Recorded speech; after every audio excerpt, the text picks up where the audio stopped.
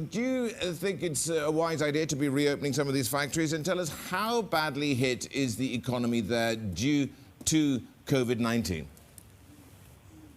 Yes, great. Thank you. Good to be here. So, look, on the eve of the national shutdown, which started around 20th March, the doubling rate of the COVID virus in India was 3 days. And now it is close to 9 days. So, you know, the curve has flattened a little bit in that sense. So perhaps because of the national slowdown. So I think it was a good idea then. In terms of the economic cost, yes, it's been substantial. Our own estimate is that 1 month of national lockdown leads to a loss of 5.4% of the year's GDP, which is quite substantial, and we've seen that. But I think the more exciting part is, starting yesterday, the government is trying to begin to open up the economy a little bit. So in the last month, 65% of the economy was impacted, was locked out. From yesterday onwards, only about 50% of the economy will be locked out. So things are beginning to move, and so let's see how it goes. But yes, I think the national lockdown was very timely, and the curve has flattened a little bit. Pranjal, also just tell me here as well about the Reserve Bank, what it's done so far, and whether it's had a material impact, and what more they need to do. Yes, so look, the Reserve Bank of India has come in 2 phases. It's done a lot of things. It's cut the repo rate quite aggressively. It's imparted a lot of liquidity, both rupee and dollar, both general economy liquidity, but also sector-specific liquidity for some pockets like corporate bonds, shadow banks, which were quite troubled. It's also done a lot of regulatory easing in terms of debt moratorium and so on. So it's done quite a lot. What we had seen towards the middle of March was a lot of credit spreads had widened, but some of the good quality paper spreads have eased a bit since. So I think things are improving, but I don't think that the entire problem is solved, because the size of the entire problem is just very big. I think one problem with India's policy response is that the central bank is depending a lot on banks to transmit the stimulus package. And the banks in India are quite risk averse at this point and may not be working 100%. So that's sort of keeping the stimulus package not as strong as it looks in paper.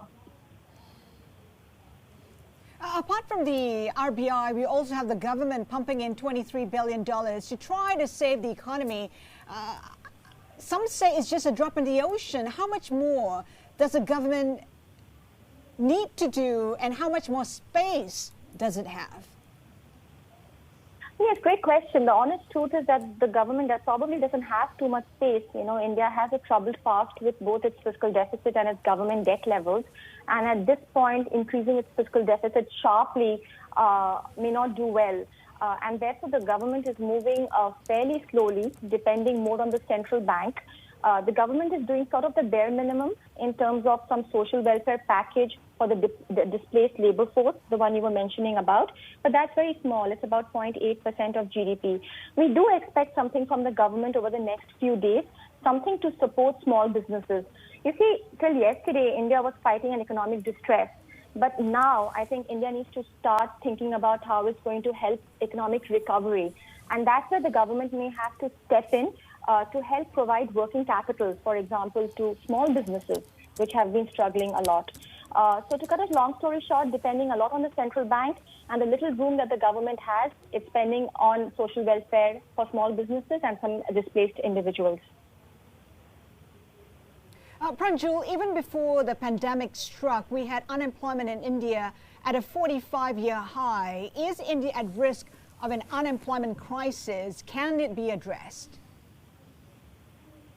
Well, look, yes, to the extent activity has been hit, and a lot of establishments and companies are having to shut down because of the full or partial lockdown, we will see a lot of job losses, and they're showing up in some of the numbers that you mentioned. But a couple of other interesting things are happening. A lot of urban labor has migrated back to rural India. And the government has eased a lot of rules in rural India. Rural industries can start, rural agriculture and processing can start. So the same labor force which has got displaced can now perhaps get employed in rural India. The other silver lining is that monsoon rains are predicted to be normal this year. That will need a lot of hands in the fields, in the agricultural fields. So we're seeing a huge rise in unemployment right now, but hopefully in the next couple of months, these people will get employed in rural India.